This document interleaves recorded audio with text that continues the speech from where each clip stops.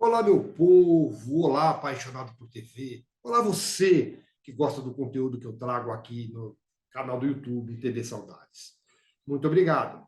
Estou passando para te fazer um convite. Não, mas antes do convite, deixa eu te fazer um pedido. Você que gosta das entrevistas que eu trago, você que gosta do conteúdo que eu faço, por favor, me ajude a fazer o canal crescer. É muito importante para mim e que meu canal cresça para trazer sempre conteúdos melhores para vocês. Então, você que gosta, por favor, vai lá, comente, compartilhe, divulgue, se inscreva, dê like. Like é importante, gente. Eu preciso de like.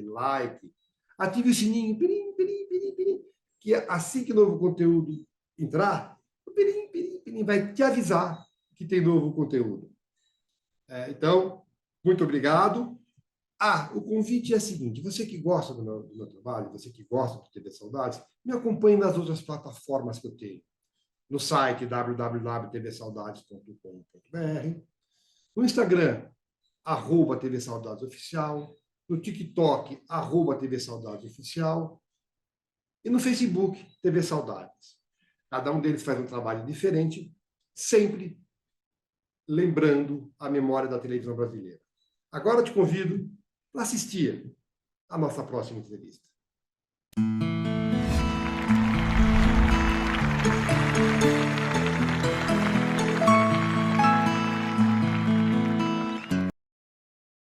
Olá, saudadistas. Muito obrigado por mais uma vez você estar aqui assistindo TV Saudades Entrevista. E hoje está muito feliz. Recebo um amigo, um ator brasileiro, que tem um trabalho grande, sobretudo no teatro, mas também na TV, cinema. Vamos começar agora com o ator Cássio Escapim. Cássio, muito obrigado por você ter aceitado o meu convite, viu? Obrigado pelo convite. Vamos aí conversar um pouquinho. Falar de dramaturgia, essa atividade que nos une, Uhum, com certeza. Que nos une com afeto, com amor, com carinho e muito e com trabalho, as né? coisas boas que essa profissão traz. Muito trabalho, porque no Brasil não é fácil, a gente vai falar sobre isso. Cássio, eu gosto de começar sempre pelo princípio, que é perguntando para você o seguinte: quando foi que você teve contato com a arte? Sua primeira lembrança de contato com a arte? Imagino que foi um momento diferente, o momento que você decidiu que seria o teu caminho profissional, e o que você fez para trilhar esse caminho? Você foi estudar? Como é que foi esse começo? Conta para mim, por favor. Eu sempre, impressionantemente, eu sempre fui meio apaixonado por, pela arte de representar. Minha mãe gostava muito dos filmes do Oscarito, da Atlântida, né? Então, sempre que passava alguma coisa na televisão, e ela gostava muito de ver as novelas, eu comecei a ver muitas, na nossa época, aquelas séries da tarde que a gente tinha. Então, eu sempre gostei muito, sempre tive uma identificação muito grande. Eu brincava com a televisão, né? Acontecia a cena lá, eu fazia a cena aqui. Mas isso mais objetivamente aconteceu seriamente quando eu fui para o ginásio e tinha as aulas de educação artística. E eu tive uma professora muito interessante, estudei em colégio de estado. Eu tinha uma professora muito interessante chamada, interessante não, uma professora bárbara, uma mulher extraordinária, chamada Dona Maria Helena, que era professora de artes, de educação artística, e ela tinha esta relação com o teatro muito aguçada. E ela intuiu em mim que alguma coisa de boa poderia sair dali. E eu tinha um grupo Visionária. de A gente tinha um grupo de teatro dentro do ginásio, da escola, que se chama Escola Estadual de Primeiro e Segundo Grau, professor Augusto Graco da Silveira Santos. A gente tinha um grupo de teatro. E ela fazia um trabalho muito interessante, a dona Maria Helena. Ela arrebanhava os alunos para assistir espetáculos à noite, não espetáculos fechados para a escola. E Ah, combinava excursão à tarde para. Não, ela achava importante que os alunos estivessem incluídos no convívio social que o teatro proporcionava, inclusive por uma questão de educação, aprender a se comportar numa situação estranha ao grupo. Era uma mulher muito interessante, uma cabeça muito... Visionária mesmo. Visionária mesmo. Visionária mesmo. Isso é uma forma de formar público, então me falta hoje. Pois é, e ela fazia isso independentemente. Ela conseguia conversar com as produções, ela descolava o ingresso mais baratinho para a gente, o ingresso mais acessível. Ela entrava em contato com a CMTC, que era a Companhia Municipal de Transportes da época. A CMTC cedia o ônibus de graça para nos levar. Nós íamos de ônibus do CMTC, descia na porta do teatro, todo mundo via o espetáculo, entrava no ônibus, os pais iam buscar na escola, quando a gente voltava. Então, era uma mulher muito interessante. E ela descobriu para mim que tinha isso era 1976, eu tinha uns 12 anos, o Antônio Bujanra estava fazendo no TBC, eu tinha pego o TBC para ele, para administrar, e estava fazendo... Ele tinha uma companhia de teatro, que era o Fagundes, Clarícia Bujanra, Wanda Stefânia, Cristina Santos, Ednei Giovenazzi. Tinha uma companhia de repertório, estavam fazendo 3 peças, que era O Senhor dos Cachorros, All Carol e Arte Final. Mas, ao mesmo tempo, aos finais de semana, ele mantinha uma espécie de encontros de artistas com workshops e palestras.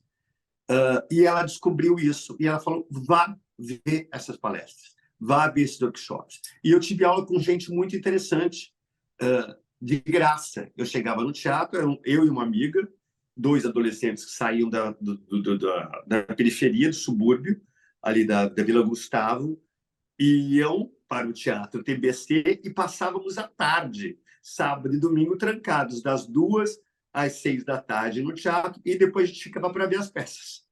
Né? Então, isso com 12 anos de idade.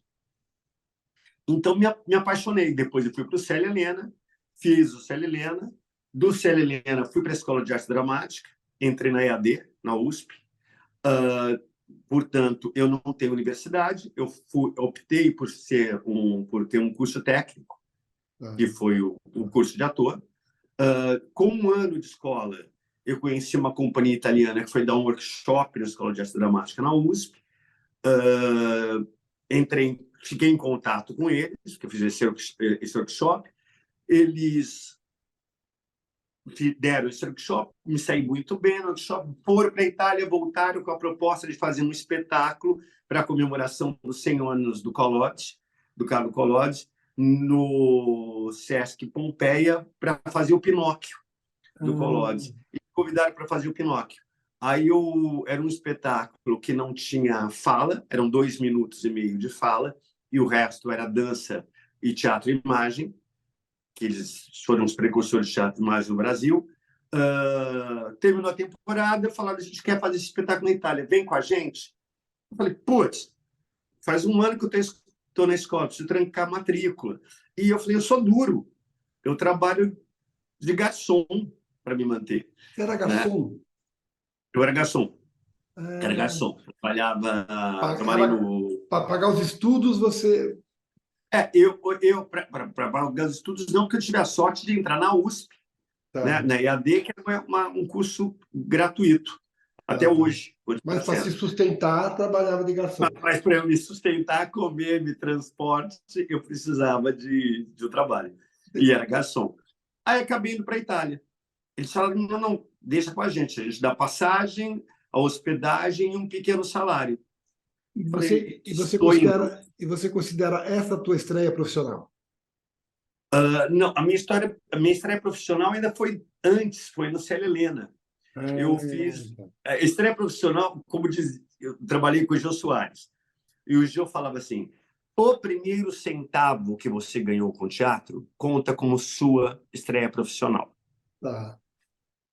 Então, o primeiro centavo que eu ganhei com teatro foi no Célia Helena, que a gente montou um espetáculo chamado Família e a Festa na Roça, Uhum.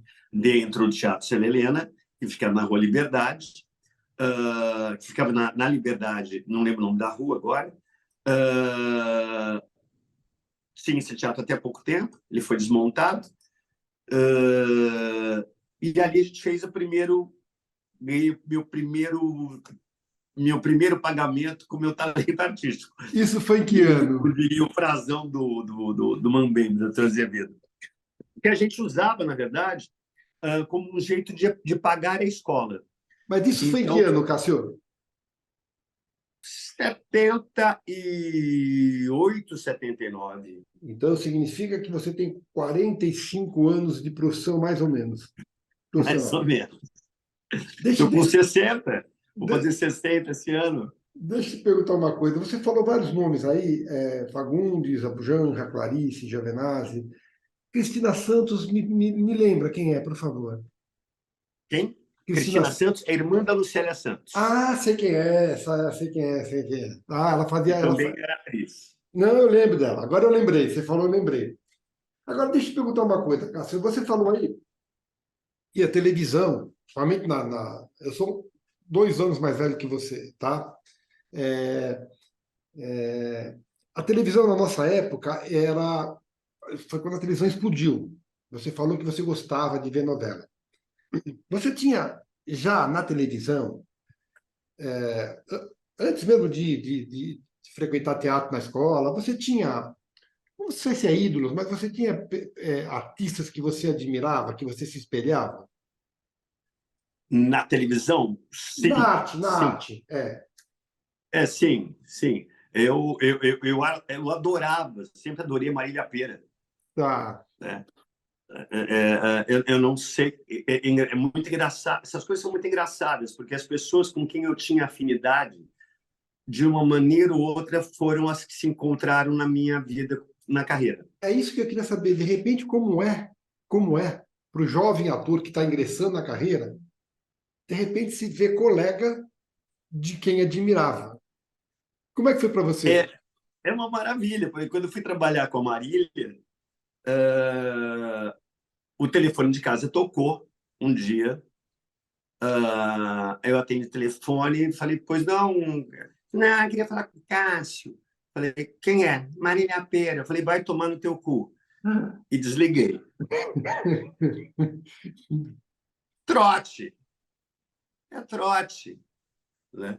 Aí o telefone tocou de novo. Falei, ai, não, sou eu quem? Fala quem é. Sou eu, Marília Pêra. Eu falei, tá trote. Não, não, garoto, sou eu, Marília, deixa eu falar com você. Ah, tá bom, desculpa. Aí percebi que era Marília. Falei, caralho, Marília Pêra, me convidando para fazer um espetáculo, por indicação do Carlos Moreno, que tinha sido Sim. convidado para fazer esse espetáculo, e ele não podia. Ele falou, olha, tem uma pessoa que eu posso indicar, que é o Cássio Capim.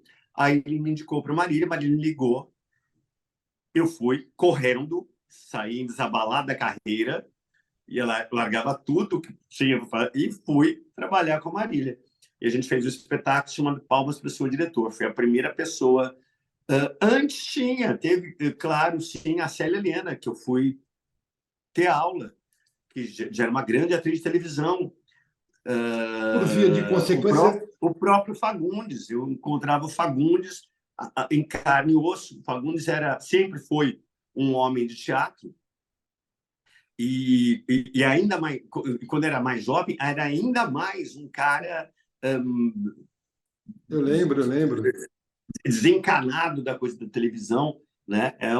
Continua sendo um grande homem de teatro hoje, que consegui ter uma proximidade de amizade com o Fagundes, é uma pessoa que admiro. Paulo Tran, que eu vinha trabalhar, fiz uma Visitando o peça há Sr. 5 anos Green. com o Paulo, visitando o Sr. Green, depois o Sérgio Manberti. Só Olha, fera.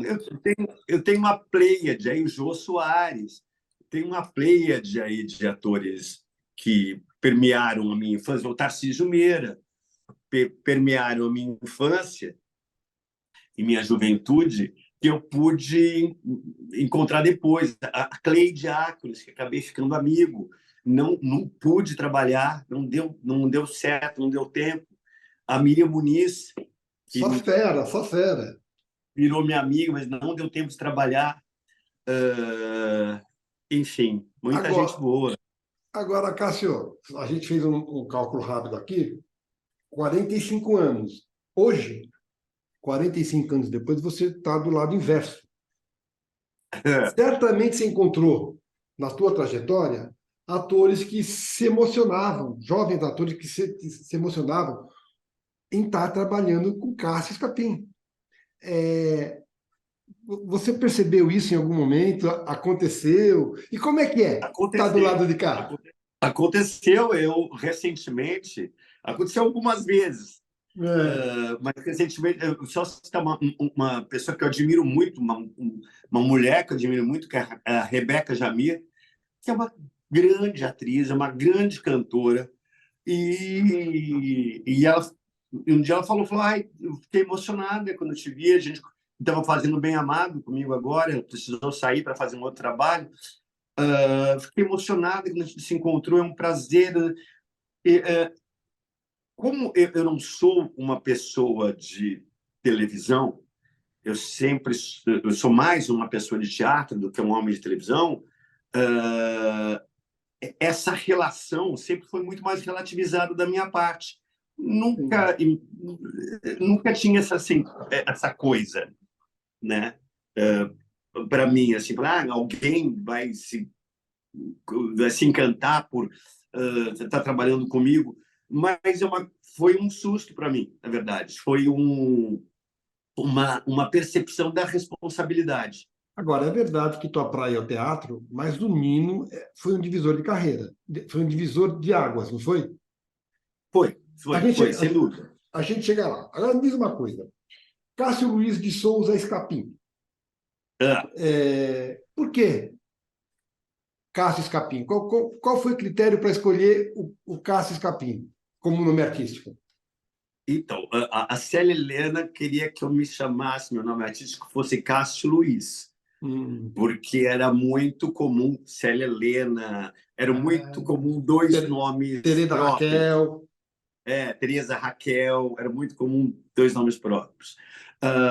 E eu optei por Cássio Capim, primeiro, porque estudando, né, eu descobri que são dois personagens de teatro. Hum. Você tem o Cássio, da tragédia do Otelo, que é o Tá. homem justo, bom e honesto, que é injustiçado pelo Otelo, e você tem o Escapim, do La Fourberie de Scapin, que é Ah, o servo malandro, é o empregado malandro que o Molière escreveu. que barato. E o Scapino é uma máscara da comédia dell'arte. É uma máscara muito forte. O Scapino é um arlequino, um Zani, na verdade, é um Zani, o Scapino, que é da família dos criados, dos servos. Né? Então, eu falei, gente, tá pronto. E deu, e É deu certo, destino. né? E deu certo, E né? deu certo, é destino. São dois personagens de teatro. Agora aqui, eu conversei aqui, num desses trabalhos, com o Renato Scarpim. E ele O falou que Renato Scarpim, ele é com R. Scarpim, o Renato é meu amigo. E ele falou exatamente isso. Eu sou com R, o Cássio não tem o R. Mesmo assim, pergunta se a gente é primo. Já aconteceu com você também? Já, já, já. Ou Mas parente, alguma coisa? pode ser, porque quando teve imigração no Brasil, aqui, quando vieram os italianos para substituir a mão escrava, ah, que é para isso que os italianos chegaram aqui, pode ser que tenha havido este erro de É verdade. grafia. O Renato é gente boa demais, eu gosto dele. Agora, Cássio, me diz uma coisa. A televisão surgiu quando para você? E como? A televisão surgiu um pouquinho antes do Castelo rá surgiu a televisão para mim. Eu fui convidado, a minha estreia foi no Domingão do Faustão. Você não fez uma E- participação especial na Gata Comeu? o que foi? Você não fez uma participação especial ainda antes na novela Gata Comeu? E fiz. Você fez um enfermeiro, né? Deve ter sido uma participação especial só, né? Mas fez. Fiz. Então, Eu nem lembrava. Eu ainda nem bem ainda lembrava. bem que eu estudei, né? E aí depois, e Fiz. ainda depois veio o cinema. Na verdade, o que eu queria saber de você é o seguinte: um homem de teatro, com formação teatral, é, com paixão pelo teatro, claro que abraça essas outras plataformas, mas a pergunta é: no teatro, gestos largos, necessidade de projeção de voz, obra, como é que a gente pode chamar de obra fechada? Na televisão, a continuidade é completamente diferente, é tudo menos, no cinema, menos ainda. A pergunta é: o homem de teatro estranhou o audiovisual? Estranhou as linguagens? Ah, sim, eu acho muito engraçado. As coisas vão mudando muito de acordo com a moda, né? Sim. Inclusive nessa questão da televisão. Hoje você vê na televisão personagens muito mais feéricos, com interpretações muito mais fortes, muito maiores, porque Uhum. teve uma época que você não podia fazer nada, que você tinha que ser uma coisa que não tinha nada, né? E eu acho engraçado porque quando as pessoas começaram a virar nada, que as atrizes começaram a fazer botox e paralisar tudo, aí a gente fala, não pode ficar parado. Então, eu acho muito engraçado. E aí, quando começaram a estourar as linguagens, por exemplo, com coisas como o Alto da Compadecida, ou outras séries, outras minisséries. Gente, quer coisa mais teatral que o Bem Amado, da televisão? Quer coisa mais teatral do que Saramandaia? Quer coisa Sim, mais, quer coisa mais teatral do que a Gabriela? sim. Né? Ou, Né? Então, ou mistura fina isso, do Ilha do Furacão, não é? O pois mistura fina é, não é absolutamente teatral? A totalmente série teatrais. toda. Né? Então, o que não comporta, o que eu acho que. Por que, que faz alguns. Eu vou criar polêmica. Por que, que para alguns atores é melhor fazer menos? Porque não tem verdade interna o suficiente para suportar o mais na televisão. Ah, mas Você não pede para a Fernanda fazer menos. tá. Você não pedia para a Teresa Raquel fazer menos. Nem para o Lima. Nem para o Lima Duarte, nem para a própria Dona Regina Duarte, quando fazia Porcina. Tá. Que é bastante teatral também, né? Né? Então, nem para Sônia Braga, quando faz Gabriela, nem para Diniz Fati, quando faz a Zarolha ou faz a Amado vestido de noiva.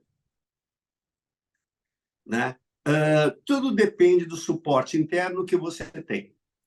Se você não tem suporte interno para fazer o grande na televisão, não adianta, vai ficar de mentira.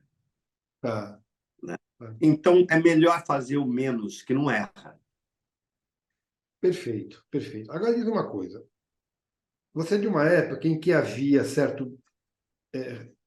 Eu não sei bem a palavra, Cássio, mas havia um certo ranço de ator de teatro em fazer TV. Você chegou a ter isso? Claro, E claro. como é que isso foi quebrado? Mas o ranço era simultâneo. De dois Tam- lados. sim, também havia do pessoal de teatro um ranço com o ator da televisão.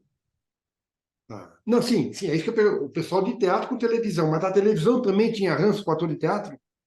Ah, Claro, muito, então, como é que muito. isso, como no teu caso isso foi quebrado?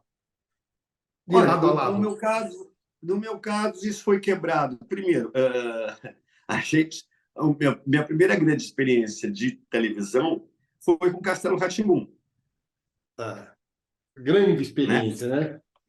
Que é uma coisa absolutamente teatral. Depois, o grande papel que fui fazer na televisão na sequência foi o Santos Dumont, numa minissérie, numa coisa de época.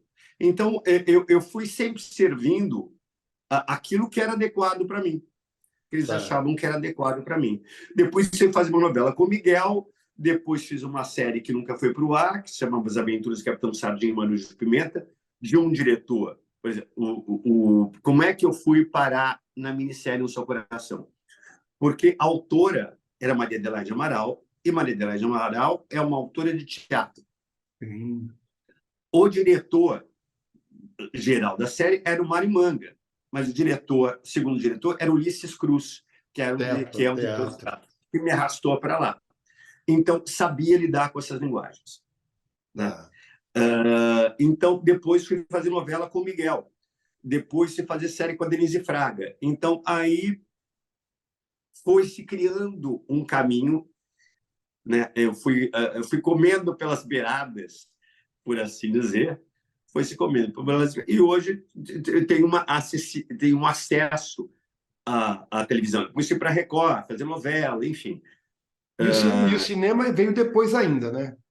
O cinema veio depois ainda. O cinema veio depois ainda. E aí também houve estranhamento, ou aí já estava mais adaptado, que é mais parecido com TV, embora seja também diferente, mas aí já é mais fácil a adaptação, né?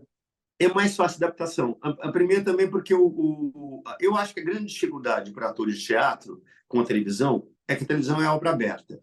Uhum. Né? Então, você vê aquela 500 vezes a cena que parece que é igual, você fala, mas aonde isso vai dar? É para fazer como? Não pode fazer muito assim, porque pode virar uma coisa, pode virar outra, pode... Né? Então, isso é muito chato de fazer. Eu acho muito difícil nessa maneira, porque você fica muito sem poder dar um depoimento. Você vai muito ao sabor do que as senhoras que fazem as apreciações, se bem que isso está mudando, tudo está mudando. Com os streams, com as obras fechadas, tudo mudou. Hoje, a gente falar de televisão de 10 anos atrás não é a mesma coisa que falar de televisão hoje. Sim. Por falar em mudança, eu queria ver a tua visão, se ela bate com a minha. Você é de uma geração de atores, você veio de uma geração, os anteriores ainda mais, que tinha uma relação com a carreira, acredito eu, diferente do jovem ator de hoje. Eu estou muito longe da verdade? Não está. Não tá. Como é que você vê isso? Hoje, a coisa está muito personal. A coisa do ator correu o risco de se perder. Uhum. Porque o indivíduo começou a valer mais. Ninguém quer fazer personagem, as pessoas querem aparecer elas. Querem se parecer consigo mesmas na televisão. E a diferença do ator é tudo que eu quero é não parecer comigo. Tá. Tudo que eu quero é não me expor. Eu empresto as minhas coisas para o personagem, mas não sou eu. As pessoas querem associação direta. Né? E essa eu acho a grande diferença. As pessoas não querem ser protagonistas da novela, mas querem ser protagonistas de si mesmas. Perfeito. Na televisão, ou na obra que estiver fazendo. Eu costumo dizer assim, na minha visão, assim, que vocês tinham interesse no êxito e o pessoal hoje quer sucesso, que são coisas diferentes completamente. Eu quero falar de composição com você, mas antes eu quero te fazer duas perguntas. Primeiro é a seguinte, como é que você, qual é a linha que você segue? Você fala o personagem ou a personagem? Os dois estão corretos. Sim. Os dois estão corretos. Eu costumo falar o. Mas... os dois estão corretos. Os dois servem. Os dois servem. Agora, a outra pergunta, a gente fala de construção, é do Nino. O Nino criou uma geração de jovens, né? Como é? Você já tinha feito teatro infantil? Como foi para você trabalhar para a criança, para o jovem, o adolescente? Como é que você viu isso? Então, já tinha feito teatro infantil com essa companhia da Itália, fazendo Pinóquio, que era muito... Eu posso dizer, era um teatro infantil muito específico. a gente tinha 2 minutos e meio de fala na peça, que eu fiz para criança, mas e o resto era feito em cima da Sagração da Primavera do Stravinsky e 2 ragtimes. Então, era um nível de discussão para criança aqui em cima. E era uma peça de praticamente, não era o Pinóquio do Walt Disney, era o Pinóquio do Collodi, que é uma história de terror. Tá. Né? E aí eu fui fazer o Castelo Rá-Tim-Bum, depois foi a minha segunda experiência com criança. Então, eu nunca pensei no público infantil como criança. Né? Ou que você tinha que facilitar alguma coisa por ser criança. Porque a gente é de uma formação, assim, você como eu, por exemplo, quais eram os seus desenhos da infância? Eu lembro bastante do Dom Quixote, do Pepe Legal, do Wally Gator, aquele do Johnny Quest.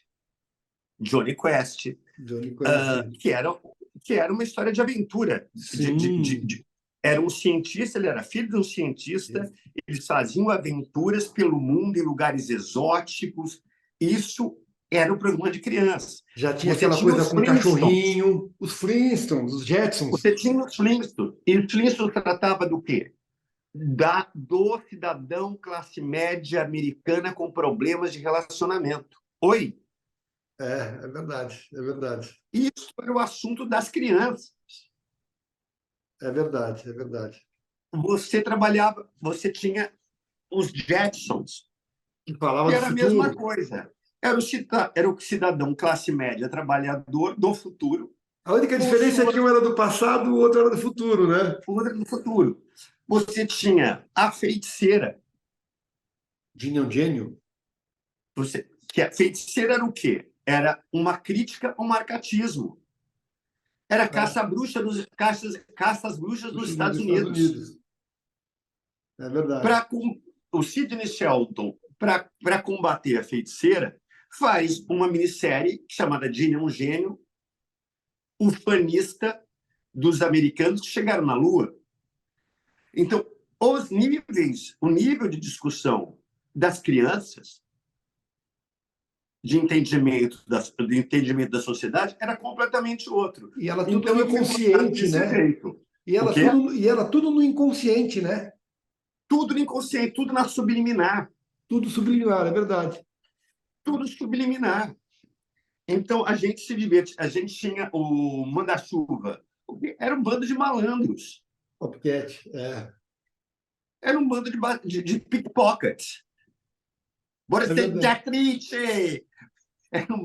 Era um bando de pickpockets. Era um bando de malandros que davam o balão no guarda, na autoridade, que era o guarda-belo, que era o sujeito legal, mas dava o balão.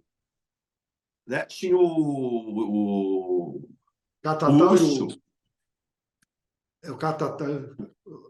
O Zé Colmeia. Zé Colmeia e Catatal.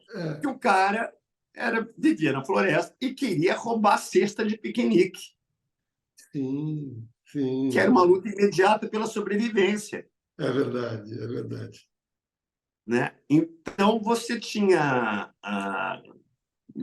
coisas muito interessantes. Pois é. Você falando tudo isso, a gente vê que o nível baixou em muita coisa, né? Muita coisa. As coisas mudaram um pouco. Essa velocidade, tudo fez tudo isso mudar, né? Outro dia tinha uma crítica no jornal, acho que é do filme do Oppenheimer, agora que saiu, e o crítico usava uma frase que eu achava muito bom. Ele falou, não, este filme é para quem consegue pensar com cabeça de mais de 12 anos de idade. São poucos os hoje, adultos, né, cara? que têm cabeça com mais de 12 anos de idade. Porque a gente... Eu sinto um pouco essa infantilização social, no geral. Né? São muito smarts, muito espertos para a tecnologia, são muito espertos para ganhar dinheiro, mas em termos humanitários, muitas vezes imbecilizados. Sabe uma coisa que me assusta, que é uma prova disso que a gente está falando? Eu acho que você deve ter sido de uma época em que se fazia 9 sessões por semana, todas lotadas.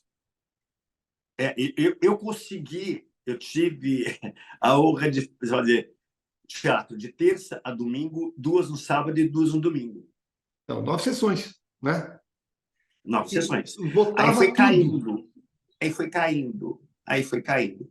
Hoje o que acontece? Hoje a gente tem por exemplo, eu estou fazendo lá o Bem Amado, que é uma peça, um musical de 2 horas. Eu assisti, você lembra? Eu vi. Lembro que a gente faz sexta, sábado e domingo. É penoso para gente. Não é penoso fazer muito, penoso é fazer pouco. Sim, Por quê? sim. Porque a gente fica segunda, terça e quarta sem fazer a peça. Segunda, terça, quarta e quinta sem fazer a peça. 4 dias sem fazer. Quando você chega na sexta-feira, você tem um caralhau na sua frente, porque é uma trolha gigante a peça, é uma coisa pesada, né? É muito texto, é muita ação, tem música, e você tem que dar conta daquilo para dar ritmo no primeiro dia.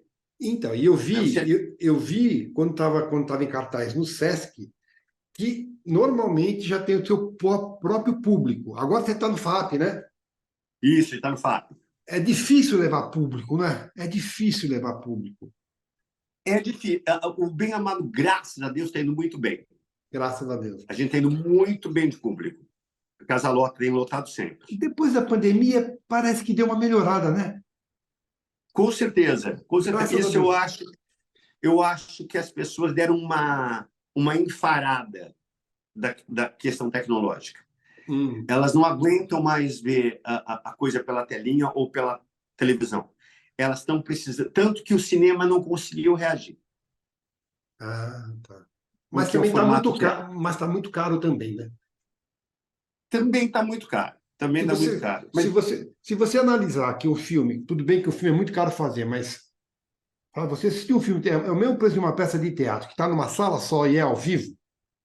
O cinema tem, é absurdo, o não, é cinema tem desproporcional. várias salas. Tudo bem que é mais caro, mas eu acho caro em cinema. Eu acho caro em cinema hoje. O ingresso está quanto? 18, É, 20? não, tá mais. Tem cinema que tá R$ 40, cinema de shopping tá R$ 40. Mas a pipoca, É, mais isso e aquilo, complicado, né? R$ 40 está a minha peça na FAP. 80 e 40 meia. Então, você vê. Mas A você tá minha só peça na lá, FAP. é ao Mas também vivo. tem peças de R$ 250. Sim, sim, sim, isso, claro, claro. Tem Eu peças de sei. R$ 250. Mas enfim. Mas graças a Deus, Não, essas estamos coisas. indo bem. Estamos indo bem. Eu acho que essa coisa reagiu, essa necessidade do encontro pessoal, do encontro físico, do encontro com a coisa feita ao vivo, ela reacendeu. Sabe? As E, pessoas sacaram e que é tomara que, importante, que é outra sensação. Deu e, para as pessoas perceberem o que elas estavam perdendo. e tomara que continue assim. Eu quero falar de composição, mas eu quero falar duas coisas antes. Nino foi o teu primeiro grande sucesso na TV, e por mais êxito que você possa ter tido em teatro, a televisão te torna popular. A televisão te tira do anonimato. Você sentiu isso com o Nino? E como foi para você, de repente, se tornar popular? Porque depois que se torna Sem dúvida. popular, isso pode até diminuir, mas você nunca mais deixa de ser. Ainda mais que continua Então, sem dúvida. trabalhando. Foi bem complicado, porque, primeiro, a gente não é que a gente ia fazendo o Castelo rá e foi percebendo sucesso aos poucos. A gente gravou tudo sem ninguém ver. E um dia estreou, foi pro ar. E no primeiro mês que tinha ido pro ar, tinha virado já um sucesso absoluto. E a gente já não fazia mais. A gente já tinha acabado de gravar. E virou uma epidemia. Virou como diria nossa avó, virou uma coqueluche. Depois foi para o cinema e depois foi para o teatro também, né? Não, foi antes para o teatro, depois para o cinema. Então, foi para o teatro e foi para o Foi antes cinema. pro... Como que é voltar a fazer o papel alguns anos depois? Não, foi assim, quando estreou o Castelo rá tim alguns meses depois se viu que ninguém acreditava, inclusive a TV Cultura, que ia ser o que foi. Alguns meses depois, o Flávio e a Mira, Flávio é o autor, Flávio de Souza, e a Mira, que era a esposa do Flávio na época, Mira, eles compraram da TV Cultura, conseguiram a aquisição dos direitos para fazer uma peça chamada Onde Está o Nilo? Os Anos e Elementos do Castelo rá tim Isso, tipo, uns 8 meses após a estreia. Então, tava ainda fresco. estava vivo E a ainda. gente começou a fazer a peça. A gente fazia espetáculo de segunda a segunda, 2 sessões por dia. Né? Então, o Nino me deu notoriedade, mas foi com o suor do palco que eu consegui montar minha vida. É, Ironicamente, foi com o teatro.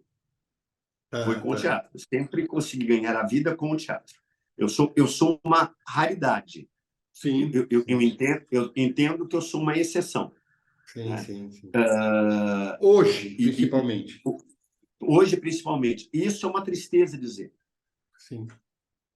Isso é uma tristeza dizer. Que você se considerar uma exceção, isso é uma tristeza. É até É, uma, é, dolorido. um, é, um, é um conforto pessoal, mas é uma tristeza. Porque a gente tem atores talentosíssimos de teatro. E eu devo dizer que este mal e os nomes de teatro começaram a desaparecer. Fui formado por essa geração de nomes de teatro, né? De nomes e de homens de teatro.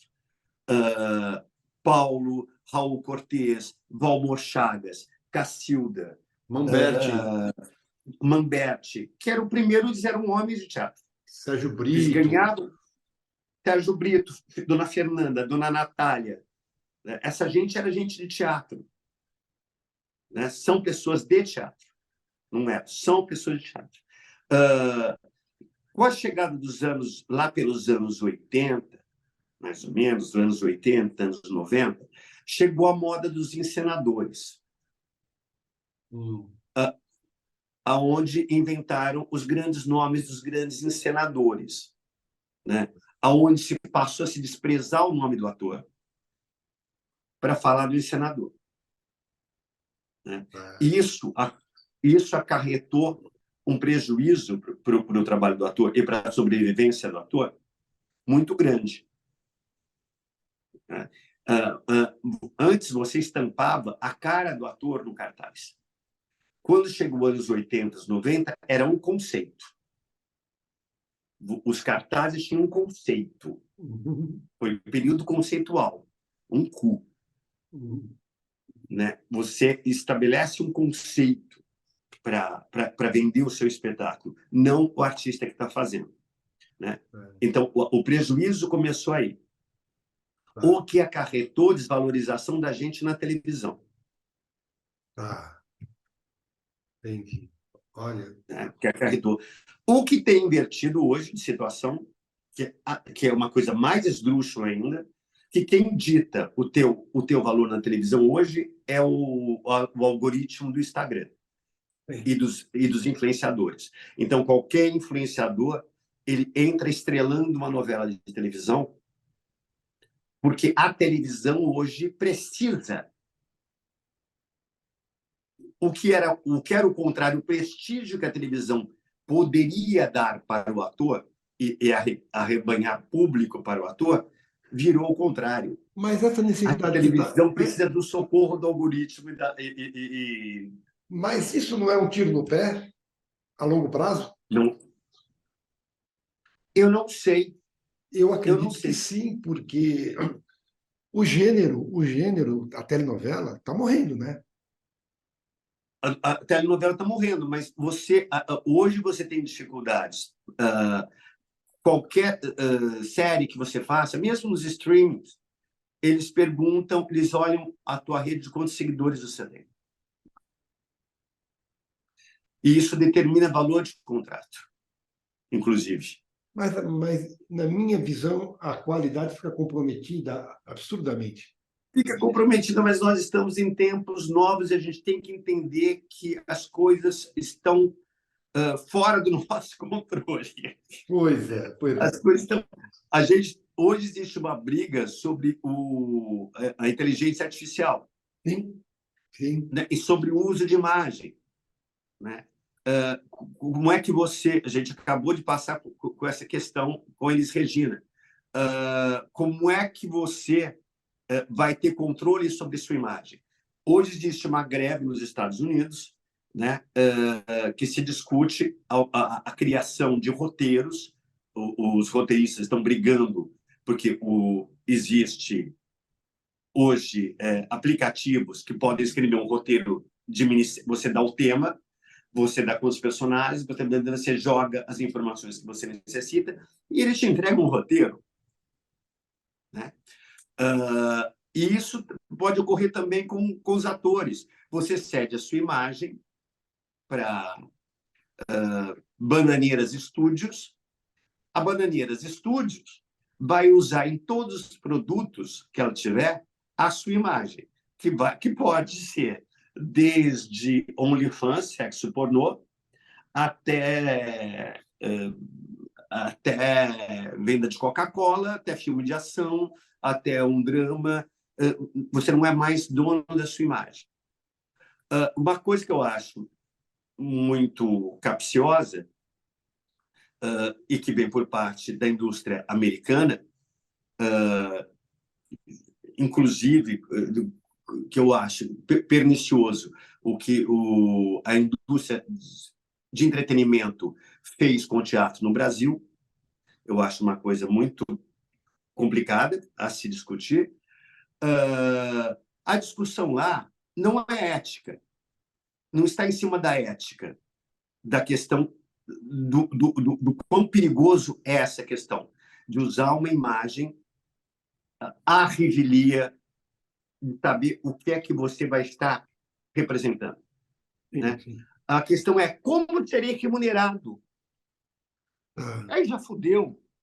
Se você começa a pensar como terei remunerado, eu dou, mas quanto eu ganho, e não pensa na questão ética antes, o que isso de fato significa? Essa expropriação do você? Pois é. E não tem só a questão da ética, tem a questão da estética também, né? Ética e estética ficam comprometidas, assim como você falou. O que importa é o que eu vou ganhar, né? O que importa é que eu vou ganhar. Porque, por falar em estética, a gente vê pessoas ganhando milhões com interação de influencers. E a estética é cada vez pior.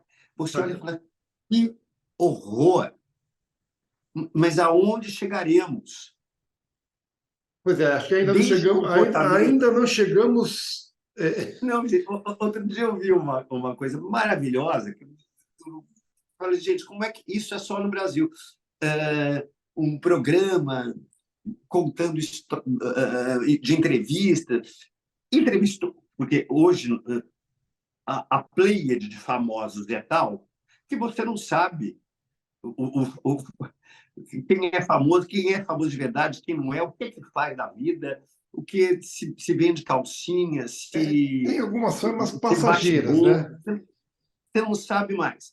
Então, o cara estava entrevistando a moça que falava, como vai esse romance? Quem era? Não sei. Como vai o romance de vocês se casar? 2 anos, estamos bem, não sei o quê.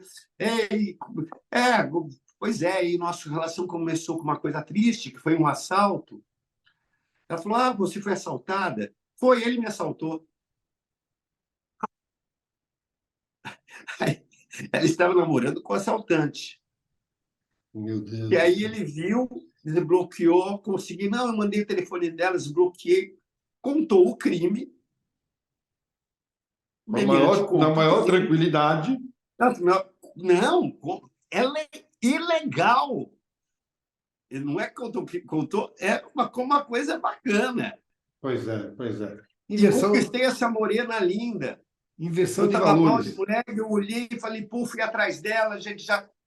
Ou seja, a questão ética de comportamento, de qualquer padrão que você possa estabelecer como um peso ético para uma sociedade, está desmontada. Se perdeu completamente. A ética se perdeu completamente. Então, a gente não sabe onde isso vai dar.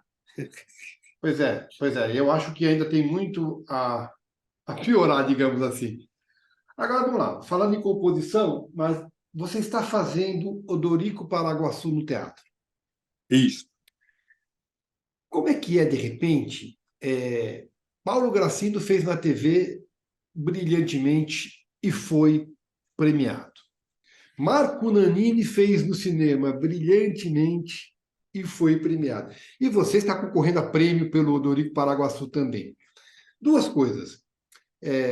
O personagem é bom demais, né? Todos os personagens dessa história é bom demais. Mas como que é, de repente, da vida a personagem que Paulo Gracindo e Marco Nanini deram com sucesso? Como é que foi para você o convite? Então, não foi o convite, foi um desejo. Ah, Foi o você. contrário. Tá. Eu queria fazer.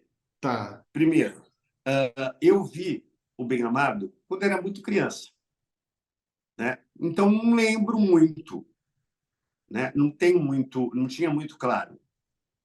Na TV, o Paulo Na Gracindo. TV, da Paula Gracinha. Não vi a peça do Nanini, não vi o filme do Nanini. Tá, Então, eu tinha isso a meu favor. A tá, ignorância, às vezes, é santa. Ao contrário, eu conhecia muito bem o texto. tá. Eu conhecia muito bem o texto lido, né? Naquele momento da pandemia, né? E naquele momento daquele governo aterrador que a gente passou, esses 4 anos, eu olhei e falei, gente, este é um texto para agora. Tá. Isso é um texto para ser feito agora. O personagem é maravilhoso, é um texto para muitos bons atores, né? Isso é uma coisa que eu tenho como percurso de carreira, quando eu produzo alguma coisa, eu acho que já tem que fazer junto. Então, quanto mais gente legal você tem fazendo o espetáculo e maior quantidade de bons personagens você tem, melhor é para todo mundo. E todo mundo fica feliz. Então, eu falei, porra, Você é o produtor? eu, agora eu estou como produtor. A ideia original foi minha. A gente levou para o Sesc.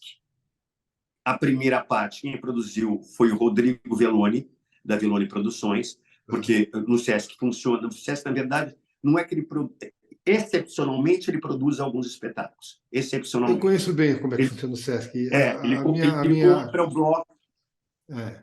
A minha Ele compra o namorada bloco já fechado. trabalha no Sesc. Esse foi o caso. Ele comprava tanto de espetáculo, só que a gente não tinha um espetáculo.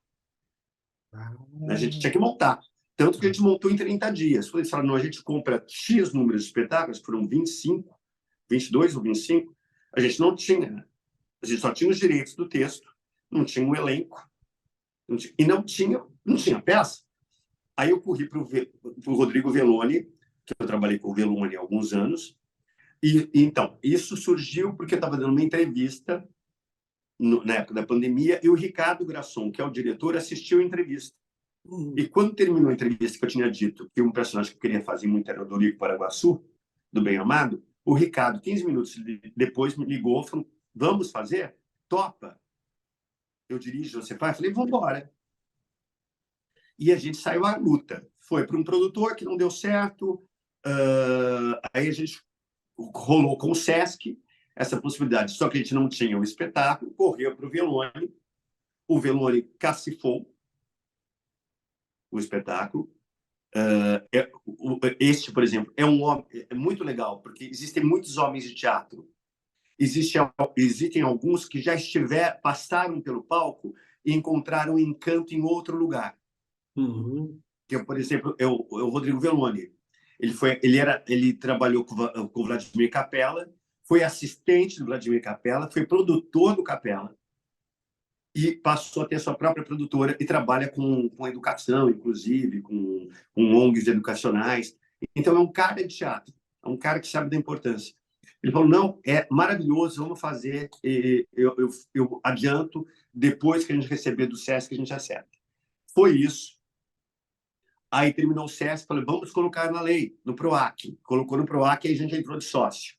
Tá, Usando a minha empresa, agora eu sou sócio com o tá, Velloni desta tá, produção. tá, tá. E como é que como ator e produtor, o produtor contrata o diretor e, na verdade, manda no ator. Como é que é contratar? Quem vai mandar em você?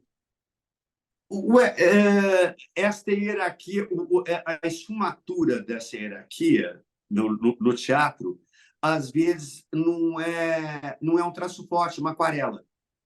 Tá. Né? Então, esses limites são muito fluidos, na verdade. Eu sempre penso, mesmo quando me contratam, que a minha relação com o ator, com o diretor, tem que ser, também quando me contratam como diretor, esta linha ela tem que ser muito tênue, porque são criadores fazendo junto. São criadores que estão trocando informação e jeitos de fazer. Nesse espetáculo do Minha Amada aconteceu muito isso.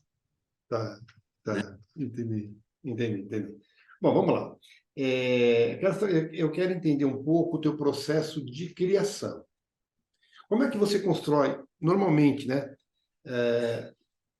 Primeiro, até onde o ator tem liberdade para e como é que o Cássio constrói? Porque tem rubrica, tem direção, tem marcação.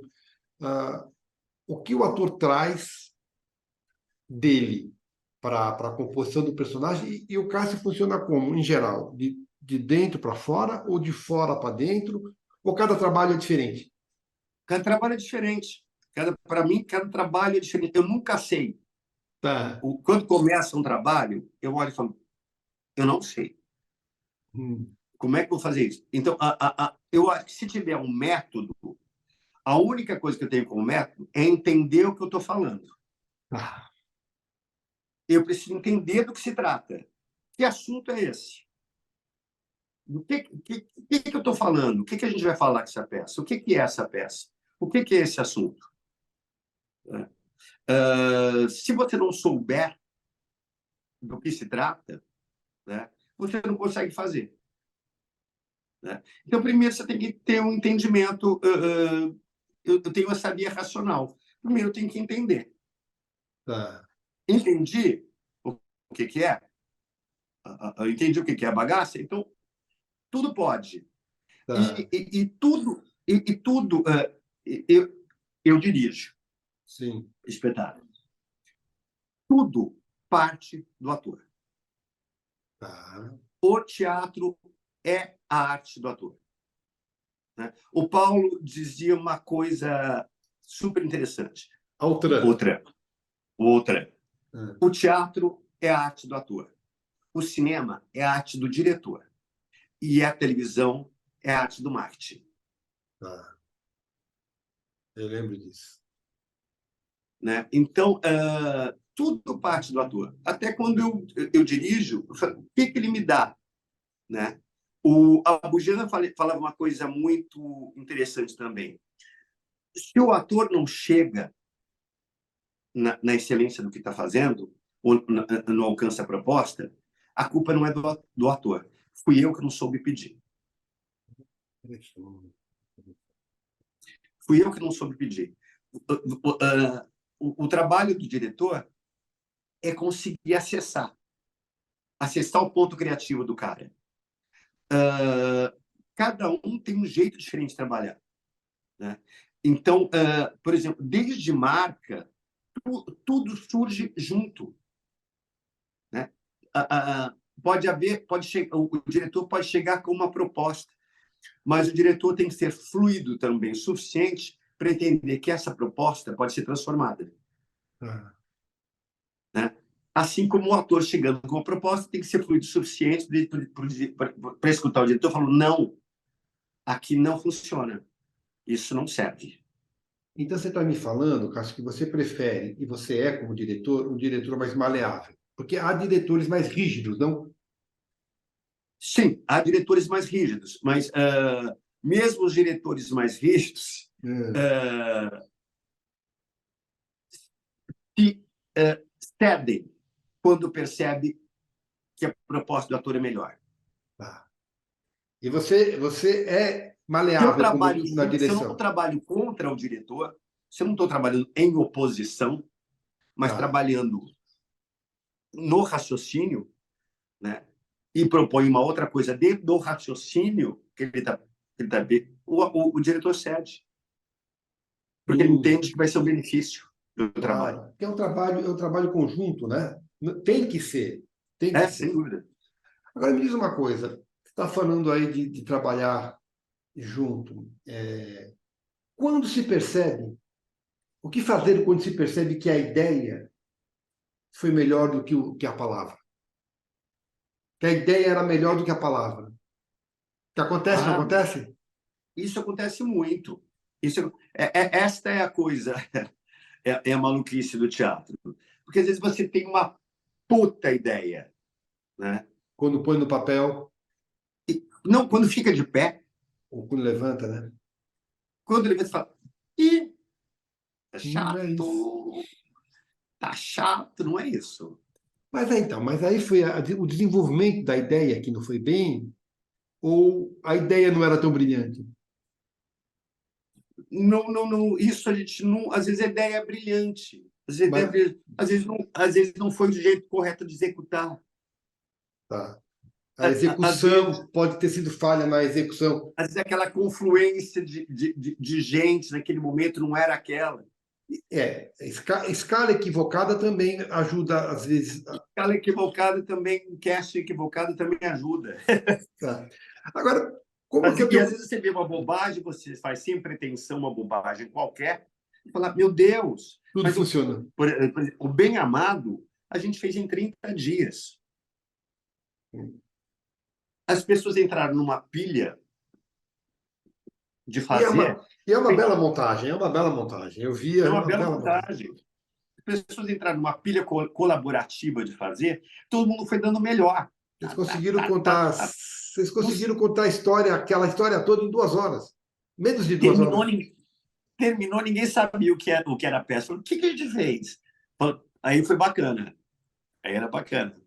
Agora, Cássio, me diz uma coisa, como que é o teu processo de concentração? O se deslocar para o teatro, para o set, para o estúdio, já, já, já faz parte da sua concentração? O dia que tem espetáculo, você já acorda concentrado? Como é que é isso?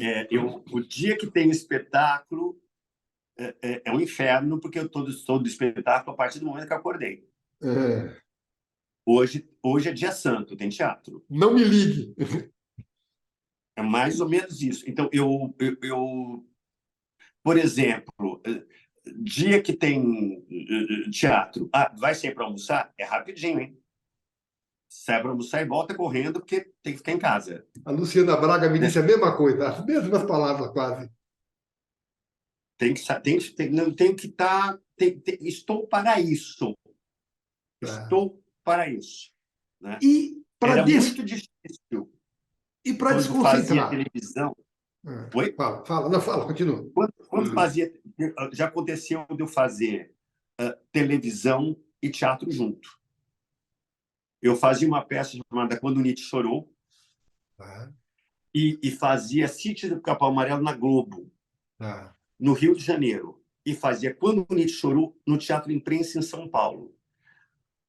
Quando o Nietzsche Chorou, a gente fazia sessão de quinta a domingo. Era uma peça de 3 horas. Putz, você tem que pegar a ponte aérea correndo. Peça de 3 horas com 2 atores. O Nelson Baskerville e eu. direção do Cohen. Peraí, vou falar primeiro. Ulisses Cohen. Ulisses Cohen. Eu fazia e gravava, impressionantemente, de segunda a sábado. E a peça era de quinta a domingo. Era uma loucura. Você vinha para São Paulo na quinta, voltava para o Rio, voltava na sexta. É uma loucura. E como é que é? E essa coisa de não me ligue, como é que é isso? Então, eu era um zumbi. Então, eu só pensava em representar. Eu não falava nada com ninguém. Tinha o que eu tinha que fazer na televisão. Voltava no avião, já vinha travado. Chegava, entrava, fazia a peça. Então, eu ficava de quinta a domingo no moto contínuo de trabalho, quase robotizado. Com o risco de sempre atrasar, porque televisão não respeita muito horário, né? Então, graças a Deus, essas coisas. Quem dirigia Sítio. o kit do Capão Amarelo era o Ulisses Cruz, que Já era ele um homem de tinha. teatro. Tá. Então, ele falava, ok, vamos conversar com a produção, não consigo te livrar de gravar, mas eu consigo fazer com que você saia às 4 da tarde. Eu sei que Então, eu saía às 4 da tarde do Rio de Janeiro, despencava direto para o teatro, chegava 1 hora antes, respirava, me maquiava, entrava em cena, voltava para casa, dormia, acordava às 5 da manhã, ia para gravar, saía às 4 da tarde. Isso durante 6 meses. Nossa, que loucura. Hoje não se Mas faz a mais gente isso. era jovem, tinha muita energia, fazia mole. Mas hoje não se faz isso mais, não, né? Hoje não se faz. Hoje não se faz, inclusive, por uma questão das empresas aéreas. É, Antigamente, você chegava com o bilhete, Gol está cheia, não, perdi o voo, vou na TAM. A TAM endossa a passagem. tá. Endossa a passagem, toma o próximo voo de qualquer agência. Hoje não tem E como. chamava ponte aérea. É verdade. Era ponte aérea, era linha de ônibus. Agora, Cássio, o ator não é médium, mas como é que é a tua relação com os personagens? Você diz para mim que você diria para mim que você habita eles ou é habitado por eles? No seguinte sentido, você convive com eles fora de cena? Se eu convivo com. Não. Não. Às vezes eu brinco com eles fora de cenas. Às vezes eles ficam encostados. Eles não te dão toques? Assim, Assim, pô, a gente fala, ó, isso pensei com o Modorico agora. Falei uma coisa com o Modorico. Usei esse humor, não é meu, é dele. Tá? Né? Então tem essa coisa. Mas eu não sou ator possuído, não. então é fácil para você, por exemplo, a gente falou de concentração, então é fácil para você desconcentrar. Acabou o espetáculo, tirou o figurino, volta para cá, tu tem que parar em algum lugar, dar uma. Ah, não, não. Desconcentrar não tem nada a ver com baixar o nível de ansiedade que você fica. Tá, Porque você dá um gás lá, tá. o teu organismo ele tá em 220. Para você baixar para 50 volts, você Precisa dar uma. não, é como você correr uma maratona por dia. Você não chega aí, abaixa e fica. Não, por dentro você está vibrando naquela situação. Então, preciso. Aí, por exemplo, aí é a minha alegria. Acabou o teatro, eu quero ir jantar com calma. O jantar, para mim, é mais importante que o almoço, sempre. Almoço me vira, né? Mas o jantar acabou o dia, missão cumprida. Então, saio do teatro, vou jantar, peço minha garrafa de vinho, aí eu vou para casa, aí beijo o cachorro e tudo mais. Perfeito. Você disse ainda há pouco que você não gosta de se expor, ok? Que você empresta um pouco de você para o personagem, no personagem. Eu te faço a seguinte pergunta: o que te é nesse sentido, tá? O que é mais instigante para você, ou mais desafiador, ou de repente mais difícil? Fazer aquela personagem, ó, falando feminino agora, tá vendo? Fazer aquela personagem completamente diferente de você, que você não conhece. Ah, vamos lá, você é de São Paulo, de repente, o rural de 1500, completamente diferente de você. Ou aquela que te tão próxima, cutuca tuas feridas. O que que é, como que é isso, Cássio? Eu acho que o mais próximo é mais difícil para mim. Mas pode ser também catártico? Ou não é? Sempre é. Sempre é. Sempre é. Mesmo Sempre longe. é. Ou longe ou perto. Tá, Ou tá. longe ou perto. Sempre é catártico. O teatro sempre tem esta função, de alguma maneira, te ensinar alguma coisa e tratar alguma coisa É em curativo. O você. teatro sempre é curativo, né? Sempre é curativo, sempre é elucidativo, sempre é questionador, sempre vai te abrir uma portinha. O teatro que é absolutamente isento, que você entra como escovar os dentes, quem escova os dentes e passa fio dental, Tá. é ruim. Agora, Cássio, diz uma coisa. Na televisão, você ainda há pouco também você falou de Um Só Coração. Você fez o Santos Dumont. No Amazônia de Galvez, Chico Bento, você fez o Olavo Bilac. Isso. Personagens reais. No teatro, você deve ter feito personagens reais também. Fiz Duas, o Nietzsche, fiz o Dali, duas perguntas. A responsabilidade é fiz Santos mais. Dumont Então, no teatro também você fez Santos Dumont. também. A pergunta é a seguinte: é mais responsabilidade trazer para a ficção personagem real, embora sempre na realidade, sempre na ficção, é um recorte, é uma época da vida. Primeira pergunta, é mais responsabilidade? E segunda pergunta, quanto mais próximo de nós esse personagem real, maior a responsabilidade? Ou é um personagem como outro qualquer? Então, o seguinte, por exemplo, personagens que você não tem muita referência concreta de comparação e que você não trata o assunto dentro da zona do realismo, né? Ou do naturalismo, né? Você tem uma gama maior de possibilidade de trabalhar. Por exemplo, eu fiz a Miriam Muniz.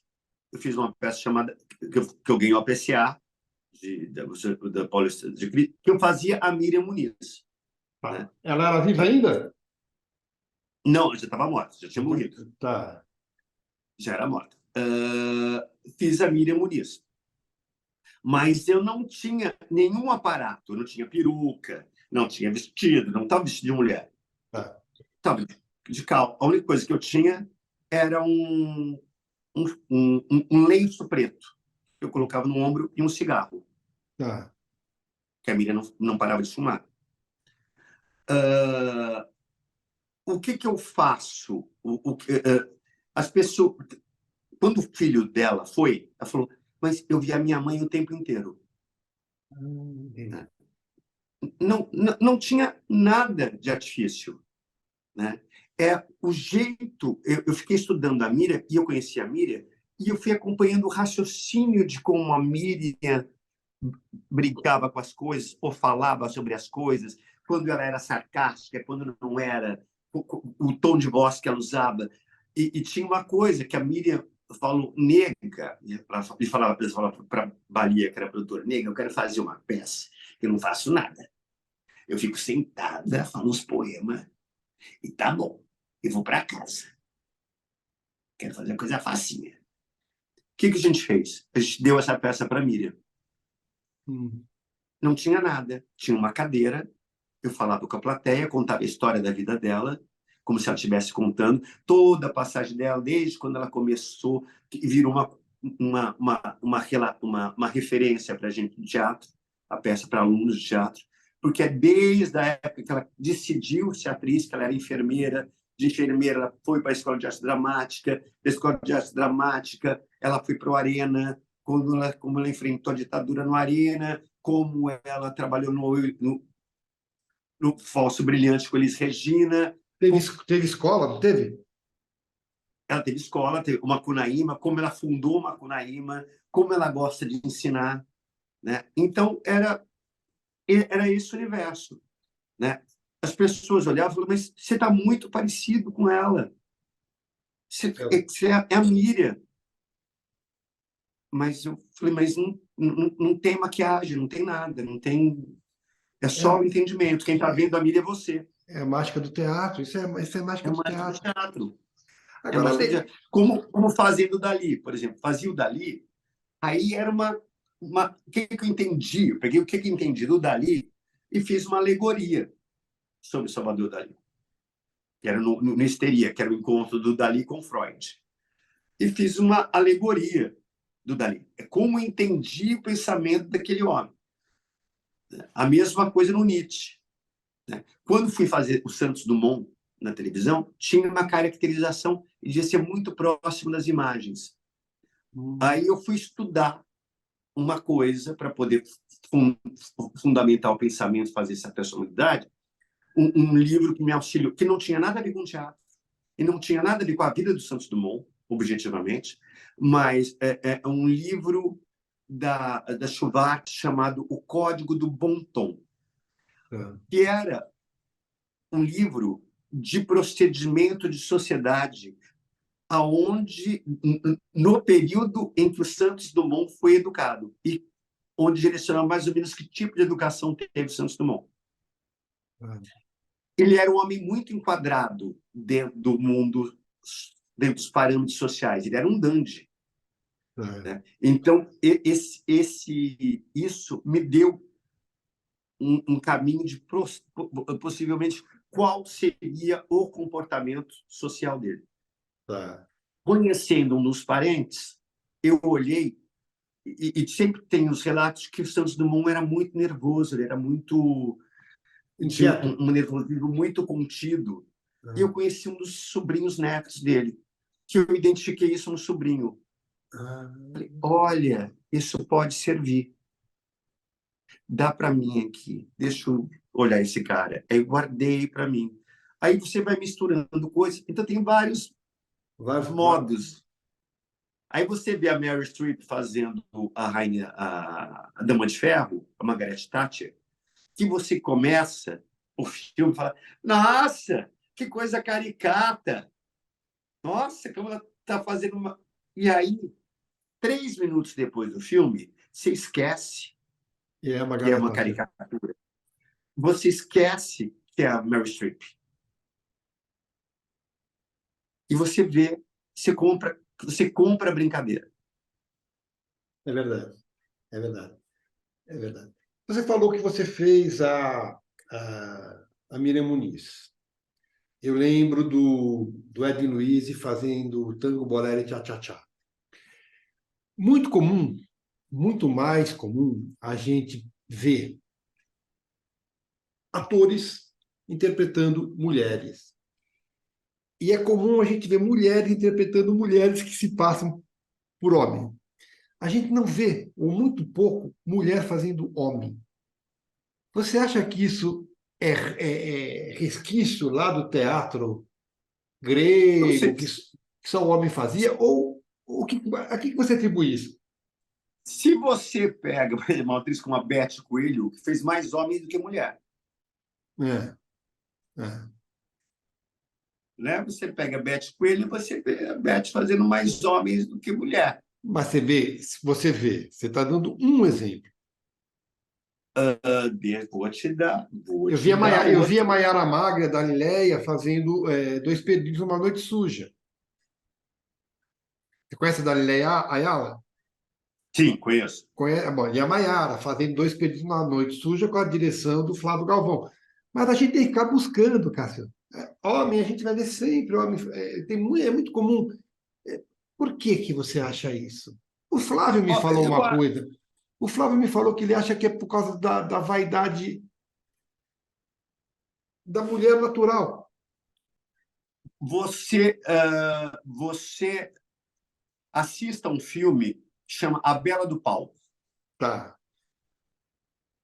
Eu acho que isso vai elucidar bastante. Você A não gente tem concorda, como então? Você não tradição. concorda que isso acontece? Não, eu concordo. Eu concordo Ah, que a quantidade de mulheres. Você tem a Juliana Galdino, ah, também fazia muitos homens, né? hum.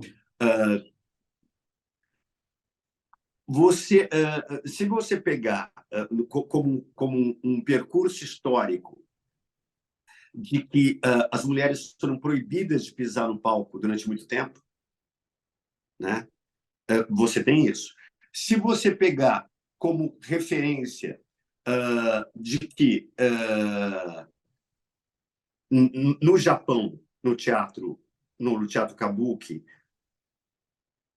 e na China também, na Ópera de Pequim, os homens fazem os personagens femininos, porque o teatro também era Meio que. proibido às mulheres. Só que isso é um paradoxo, né? Porque eu acho o teatro uma arte feminina. É, Eu acho o teatro uma arte mais feminina, né? é, Ela é mais acolhedora, ela abraça, ela é uma coisa mais feminina. O teatro é mais sedutor, ela joga muito com a sedução. Tem uma brincadeira aí que eu acho, sempre penso falando, respectivamente, há um tempo atrás, você via muito melhores atrizes do que homens, sim, atores. sim, sim. A gama de grandes atrizes era maior do que a gama de grandes atores, né? As mulheres eram muito mais frutíferas É. no teatro, né? Mas eu acho que hoje a gente não, hoje inclusive a gente tem um problema contrário, né? Hoje, com as questões de gênero, os homens estão proibidos Sim, de fazer mulher, né? sim, sim. Que está tirando espaço de Não, não mulher. é um decreto, não é um decreto legal. Eu sou contra É. essa condução. Não é um decreto legal. Eu acho que teatro, a gente vai falar de liberdade de expressão. Eu acho que se você começa a fazer isso, você começa a cair no lugar errado. Você começa a heterossexual não pode mais fazer homossexual, loiro não Não, pode mais fazer moreno. daqui a pouco um homossexual não pode fazer um heterossexual.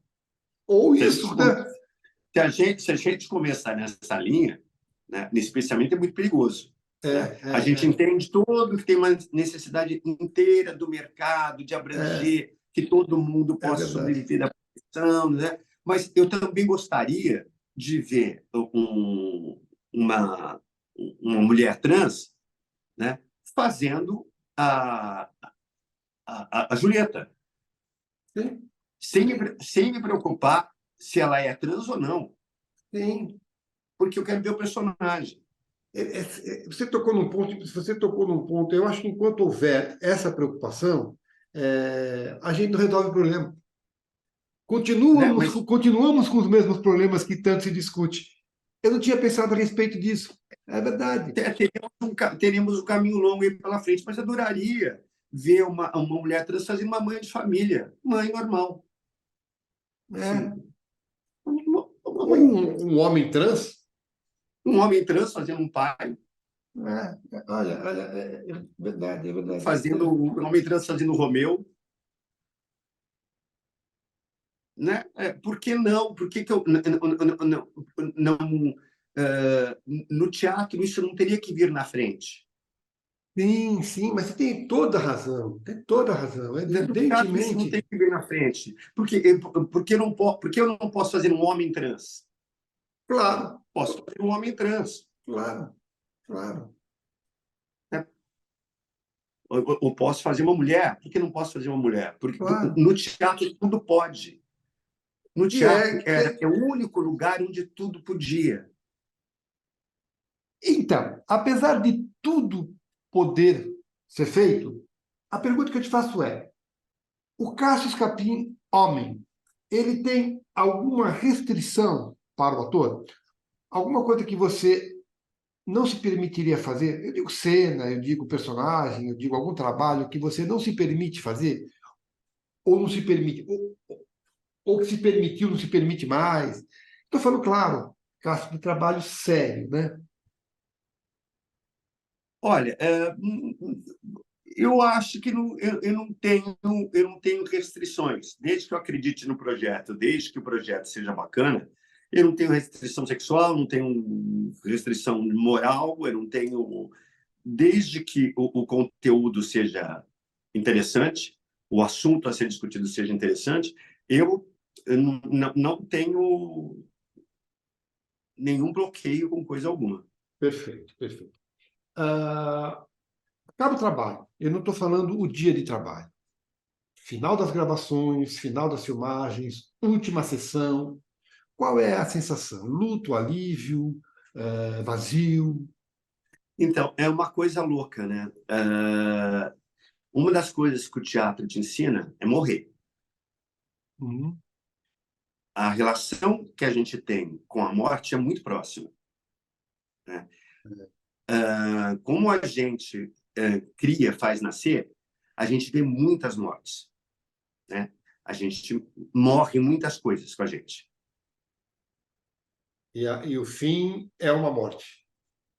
O fim é uma, como diria o próprio Shakespeare, e o resto silêncio. E falando em morte, quantas vezes você já morreu?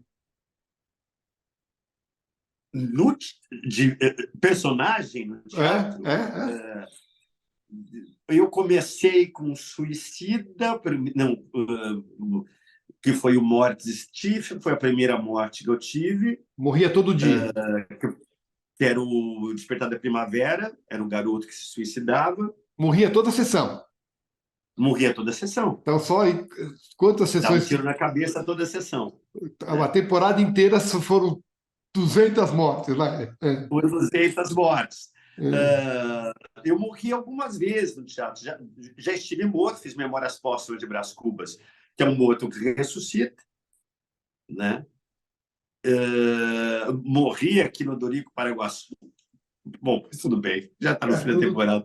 Morri Não, e todo mundo no sabe a Dorico história dele, Paraguaçu, né? né? Eu tive algumas mortes já.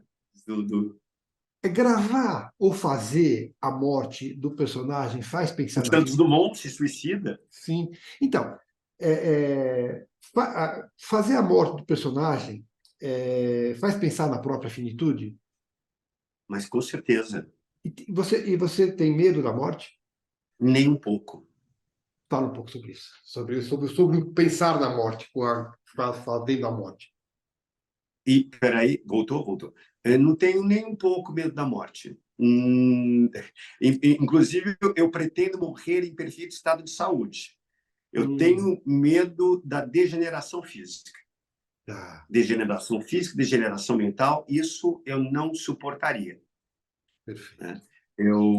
Isto é para mim, aí me complica. A finitude, o entendimento de que se é finito, de que se acaba, né? E digo mais, eu sou daqueles que não conto muito que tem outra coisa. Eu acho que é aqui e agora. Eu também penso um pouco isso.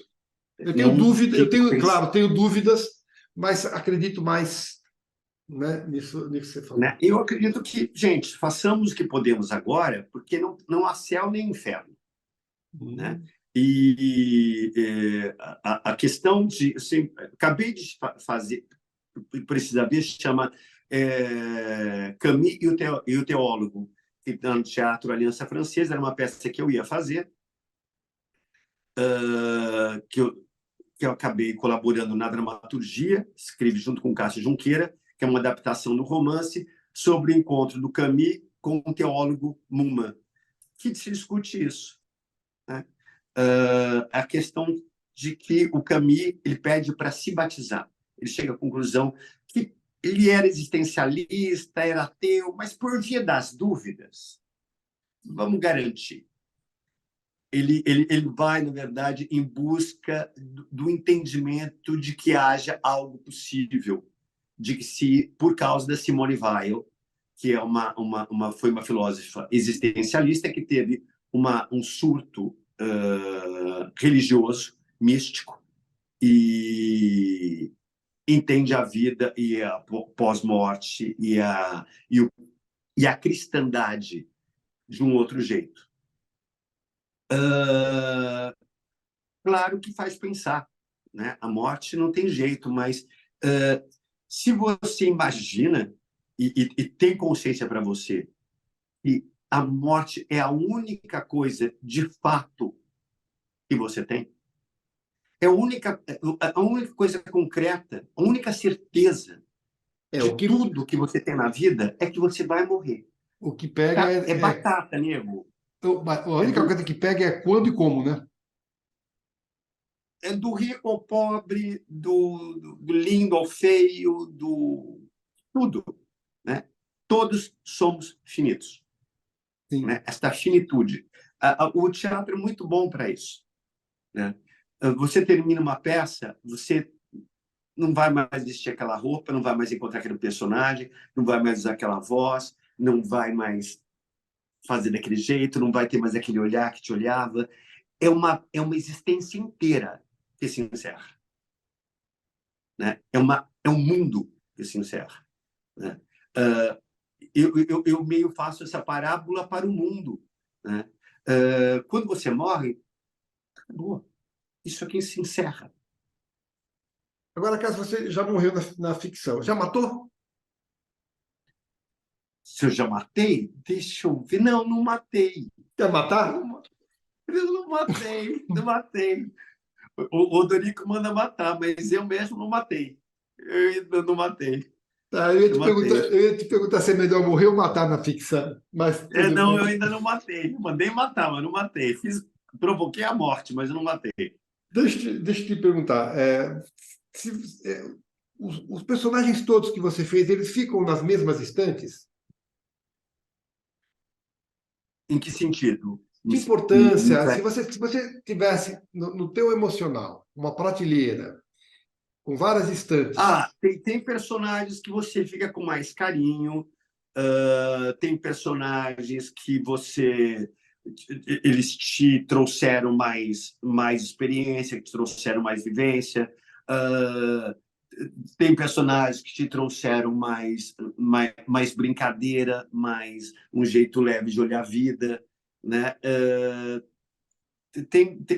Tem variantes, tem bastante variantes. Agora você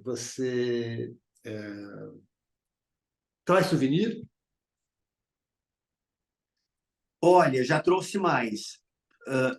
Quando, quando eu comecei a olhar e falei, gente, mas eu estou entulhado de coisas e estou entulhado de coisas, de objetos, da minha casa tem muitos objetos, muitas coisas. Eu falei, eu preciso parar com isso. Eu preciso parar de acumular essas coisas dos personagens, das peças, dos objetos, das lembrancinhas. Eu preciso parar de acumular, porque é muita coisinha, muito objetinho, E, muito souvenir. e o contrário, você empresta coisa tua? Se eu empresto É, para um personagem, é. demais. Mas você Trago traz para de volta ou você passar. deixa para a produção? Às vezes fica. Às vezes Tá, fica. tá. Às vezes fica. De móvel a camisa, a calça, a roupa, terno, tem coisa que você fala, não adianta mais, é essa roupa e não, de tudo. É Eu vou muito te, fundido. A vida do ator, quando você faz. É muito fundido. É é, muito. eu sei isso. Eu vou te sugerir agora um bate-bola, pergunta rápida e resposta rápida. Você disse Eu acho que eu que. estou com pouca bateria, ele vai morrer daqui a pouquinho, tá? Tá, estamos acabando. Ixi, eu queria depois. Bom, então vamos lá. Você disse que você não lembra do Odorico e não viu o Nanini. Quando você vai substituir no teatro, você busca referência? Quando vou substituir, bom, É. primeiro eu olho o espetáculo, eu fiz poucas substituições, acho que fiz umas duas na vida. Fui mais substituído do que fiz substituição. eu olho, eu tenho que entender porque você está entrando numa coisa que já, num quadro que está montado, né? Você está entrando numa pintura, você está num quadro você olhando um quadro do Bruegel, está vendo o quadro do Bruegel. Você não pode pegar uma figura do Renoir e enfiar no quadro. Então você tem que fazer aquele personagem que está ali desenhado, né? Primeiro você vai fazendo e depois você vai adaptando um pouquinho mais ao seu jeito, ao seu depoimento de fazer. Mas primeiro, claro, se é uma substituição, eu sigo a primeira coisa, eu sigo o que está proposto, o quadro que está montado. Mesmo no remake. No remake, se você for convidado para fazer um personagem que outro ator fez na TV. Ah, não, aí um remake não. Um remake é uma coisa que é uma liberdade. Um Agora, remake é um remake. e o contrário? Você tem ciúme do personagem quando você é substituído? Olha, eu não vou ver substituição. Eu não vou ver, porque é igual você ver a pessoa que foi casada com você sentar na frente e ver trepar com o outro. Tá. Eu não gosto, a menos que seja de comum acordo. Na TV também Mas não gostaria. também não gostaria. Não, Tá. não veria. Não O, veria. Eu não tenho curiosidade, eu morro de ciúmes. tá. O protagonista, quando eu falo em protagonista, eu falo em remuneração também, num projeto meia-boca ou um papel secundário num baita projeto? Há um papel secundário no baita projeto. No teatro, sempre se busca alguma reação. O objetivo é levar alguma coisa para o público. O que é mais gostoso, a reação esperada ou a reação surpresa? Ah, reação surpresa. Mas ela não é Reação perigosa, ela surpresa. não passa a ser esperada? O que foi? Depois que acontece a reação surpresa, ela não passa a ser esperada? Isso não é um perigo? É um perigo. Graças a Deus trabalhei com Marília. É. A Marília falou: o que deu certo hoje não repita amanhã. Como diretor, sem estar no elenco, só dirigindo, você vê a estreia da coxia, da cabine ou da plateia? Eu vejo estreia da plateia. Tá. O bom do fracasso e o ruim do sucesso. O bom do fracasso, É. o bom do fracasso, o bom do fracasso sobre coisa que você aprende a tentar não fazer a mesma besteira. O bom do fracasso é esse. O bom do O sucesso, ruim o do bom ou sucesso. ruim do sucesso? Não, O o ruim, ruim do sucesso e o bom do fracasso. então, o ruim do sucesso é que você tem que ah, controlar o seu ego, a sua soberba em relação ao sucesso. Na peça da Miriam, tinha uma coisa que ela falava assim: nego, fazer um fracasso é difícil. Agora, fazer um sucesso é mais difícil ainda, porque você enlouquece. Você acaba achando que você tem algum poder, você não tem poder nenhum. Só tem poder naquele momento que você está lá falando as coisas para os outros, tem que ser coisa boa. Então, é isso, que sucesso também, o ruim do sucesso é que pode dar muita confusão. Muita confusão. Você decora fácil? Tem alguma técnica? Eu decoro relativamente fácil. Respeita o Caco? Uh, olha, quando o caco é bem colocado, eu prefiro, eu sou sempre não para o caco. Assim, o Respeita ao caco texto. vem como uma necessidade absolutamente necessária. Por exemplo, eu tenho um caco no Bem Amado que foi pensado. Né? Que é uma hora que eu falo lá para o seu Ernesto, o primo que não morre. Não, o senhor seria. Se o senhor tivesse esticado as canelas, o senhor ia ter um enterro de primeiríssima classe, carro fúnebre, balsa fúnebre, tudo custeado pela municipalidade. Aí ele me responde: não, muito obrigado, mas. E eu falo para ele: aqui nós somos previdentes, seu Ernesto. Aí eu botei um caquinho. O senhor não gostaria de repensar? É verdade, eu lembro disso. mas não é uma sujeira, é um reforço. Assim, e foi pensado e foi falado, gente, eu posso colocar. Avisei todo mundo, eu vou colocar isso, ok? Tá. E funcionou. E funcionou. É um tiro. Cássio, você gosta de se ver no audiovisual? Não, Você é severo? eu não gosto de me ver. Tá. Não me sinto à vontade.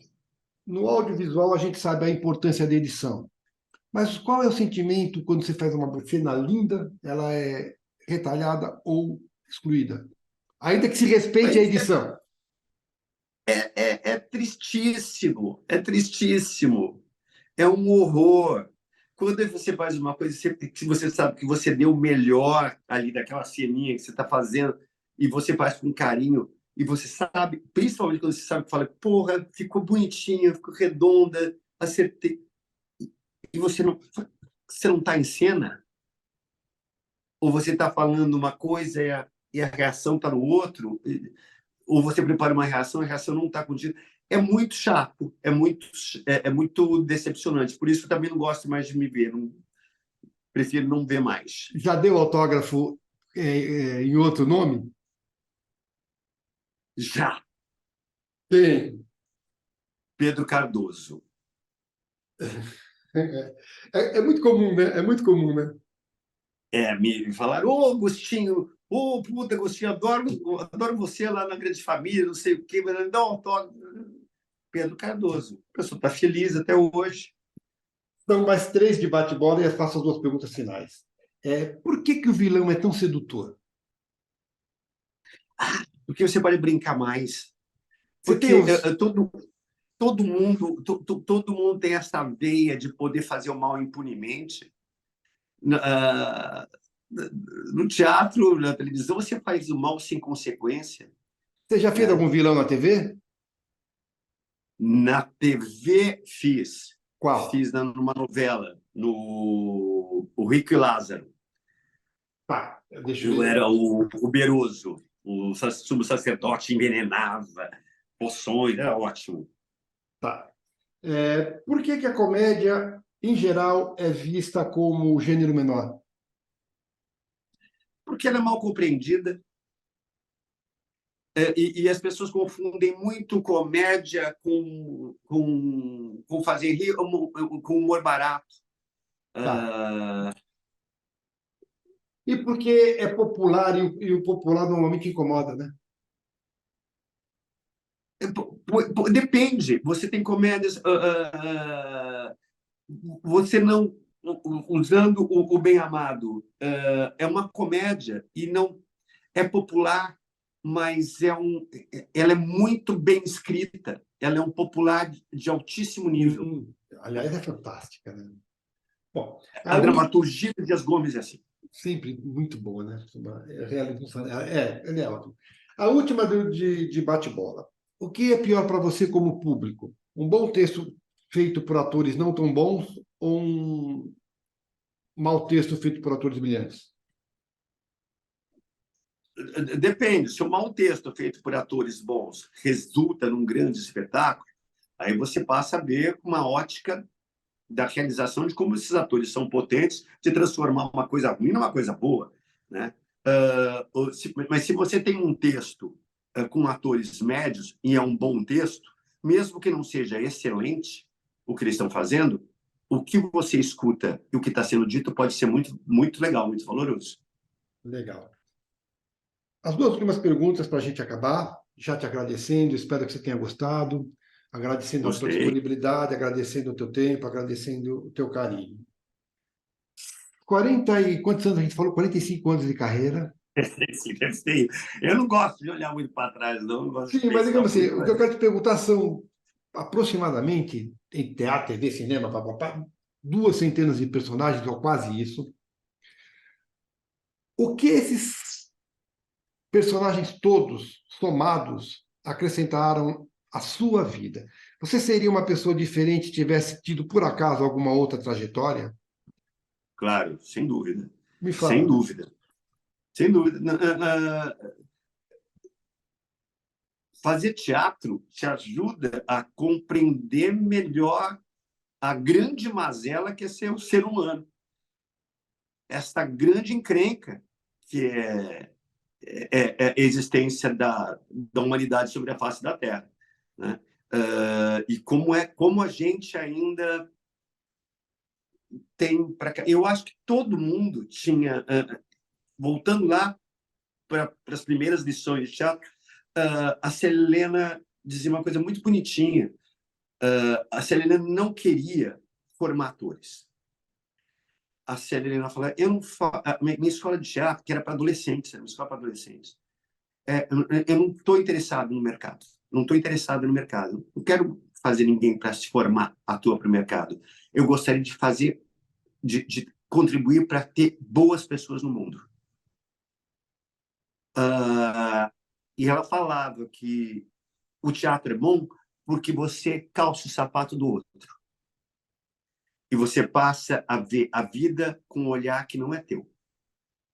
E isso te abre uma dimensão maior para a existência, né? Então, eu acho que é isso. Como a gente só tem essa existência, eu acho que eu dei sorte e consegui viver muitas vidas numa vida só.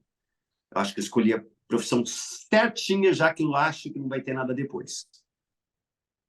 Para a gente encerrar, Ou a profissão me escolheu.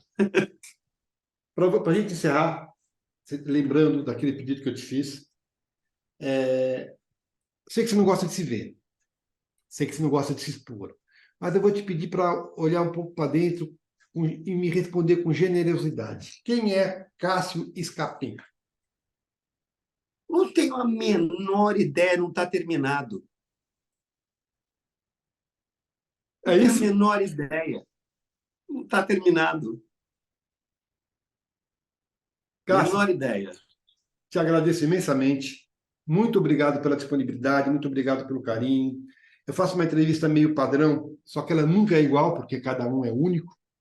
E eu aprendo muito em cada entrevista, aprendi muito e espero de verdade que você tenha gostado como eu. Obrigado, obrigado. Foi muito prazeroso. Obrigado. Um beijo para você. Um beijo.